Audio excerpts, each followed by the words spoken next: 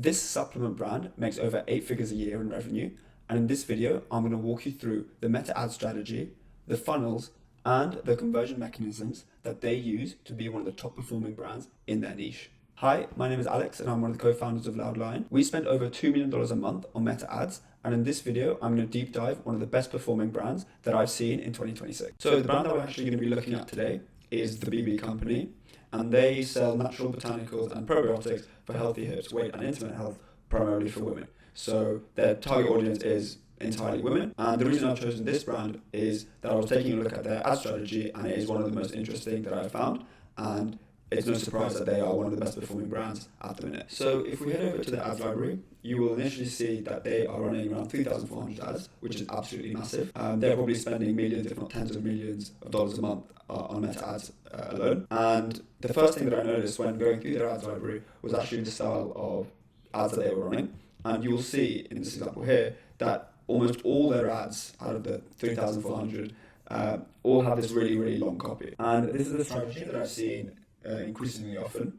And the idea behind the strategy is that you have really, really long copy that serves to educate the customer, and then they are then just more likely to buy. So although you do lose people from having really long copy because they're not going to stick around and they're going to just keep scrolling if they see a long block of text, if people do take the time to actually read all this text, then they're going to be so much more likely to convert. And for them, it's clearly worked really, really well, as all their ads are running this. And the idea behind this is that you will have a specific customer avatar or specific angle that you are trying to target in this copy. And the first thing that you need to do is you need to hook them in. So in this example here, the first hook of this ad copy is to break the cycle of NSAIDs and prescription dependence, join the VIP program ASAP. So I had a look at this earlier because I didn't know what this was, but essentially it is non-steroidal medicines, and the idea is people who are using it are going to know what it is, and they're going to be frustrated that whenever they come off of these prescriptive drugs, their condition just gets worse again. So immediately they're targeting a very niche and specific pain point. They're speaking in a language that only people who are aware of that problem know.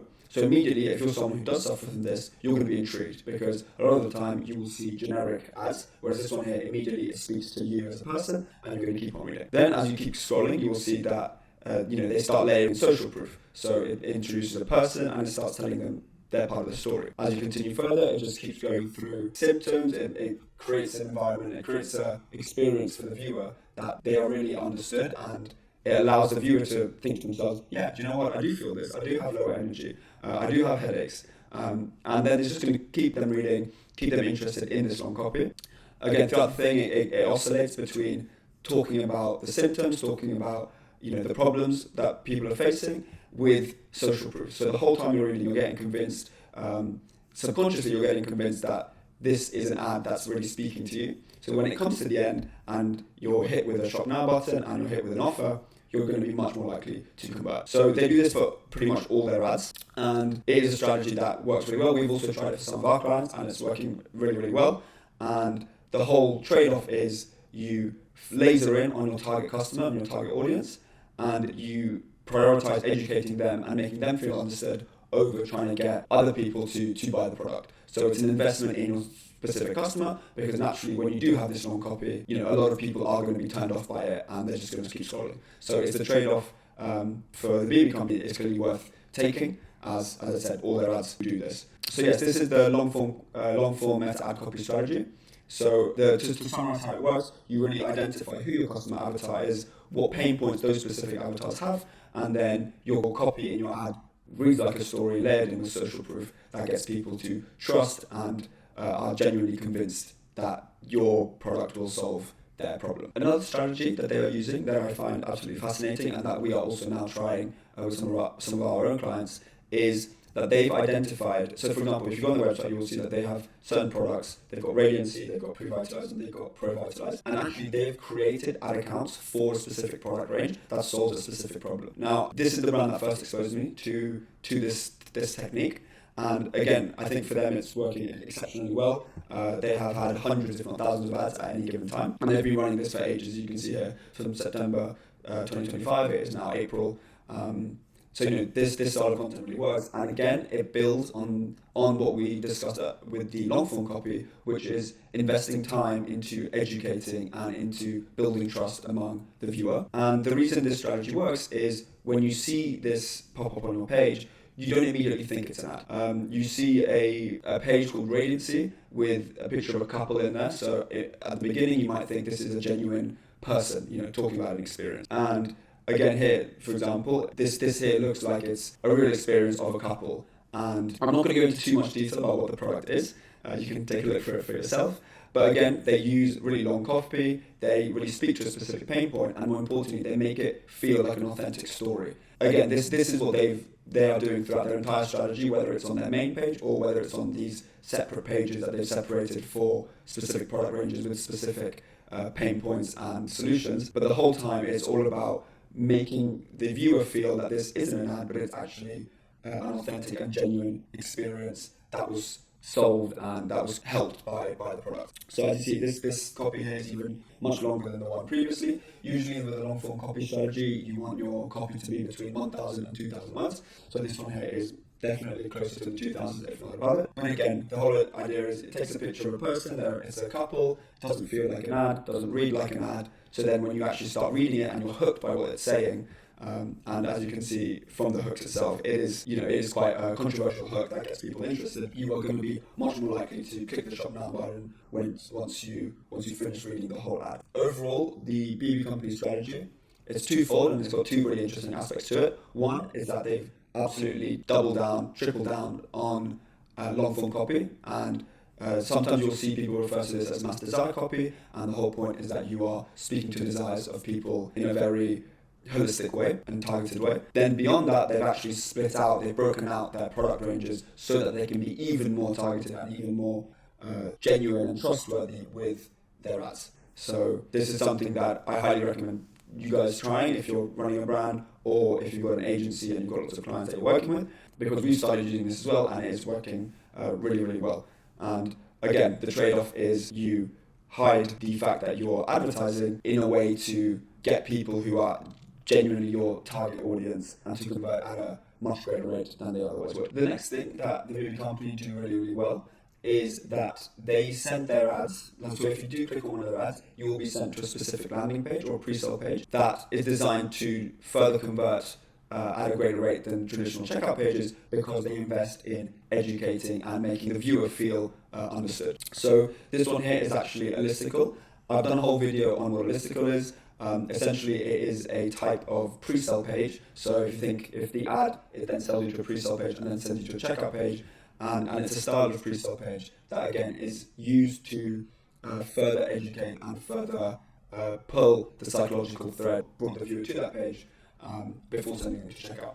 And the idea is, again, you will see drop off when you do this because you're adding one extra stage to the funnel, but this is more than paid off by the increased conversion rates when people actually do land on checkout, because they've spent all this extra time in getting commit.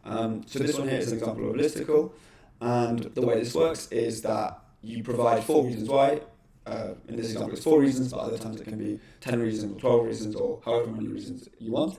But in this example it's 4 reasons why smart women subscribe to Stay Fabulous. So immediately when you land on this page, you're going to start thinking to yourself, okay, why is it that smart women use this subscription product, and it just starts telling you, the reasons why. And once you keep scrolling again, it shows you a lot of social proof. So again, it's got people here. This is very in line with their general strategy as a whole, which is to make it feel very genuine and authentic and trustworthy. So they've got people here, they've got their names, they've got their ages, they've got where they're from, they've got a personal experience. Again, here they double down on how many customers have reported experiences positive results. And again, here, if you're someone that struggles with any of these things, you're going to see this and you're going to think, oh yeah, this is really for me. So you might struggle waking up in the morning, or you might feel like your joints are stiff or whatever. So you'll start reading this and you'll start getting more and more commits. Then they go back into the science behind it and all the ingredients. So as you read this, you feel, okay, this isn't just a gimmick. This is actually backed by medicine, and it's backed by the ingredients that are in this product, and these ingredients will actually help in making me feel better. And this whole thing is just one big article. So a listicle is a combination of a list and an article that is designed to make you subconsciously believe that you need the product. And then once you arrive here, you start being hit with the offer.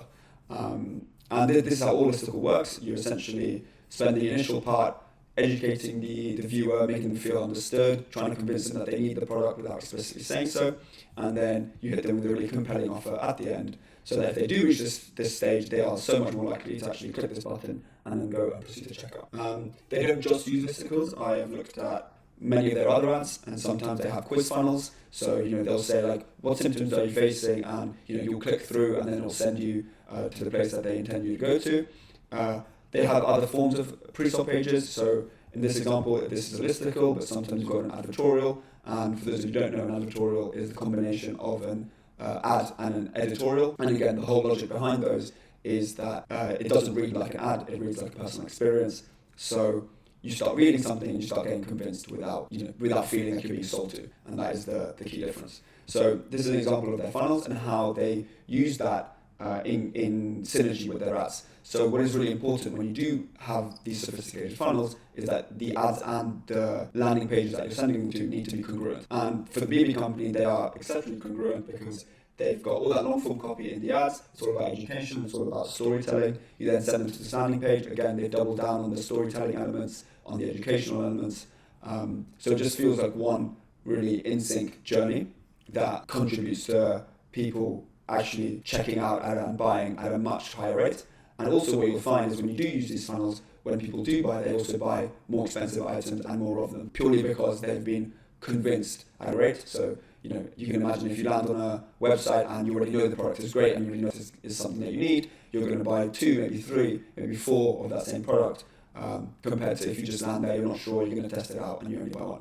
So the average order value is almost always much, much higher when someone comes through these funnel systems, and also the long-term value of a customer is much greater when they come through this system as well. And then finally, the final piece of the puzzle is the actual checkout pages and how the BB company use bundles to ensure that they get the maximum average order value that they can out of a customer, and also ensure that as many people as possible click the subscribe and save button as opposed to just a one-time purchase. So as soon as you land on the checkout pages after going through the funnels like I showed you, you get offered all these bundle discounts. So it shows you here, you get, buy them individually, it would be 139, together you get 111, and you save, almost $30. And they've got a bundle for 3, a bundle for 4, I've got a bundle for 5, and they basically got as many combinations as possible.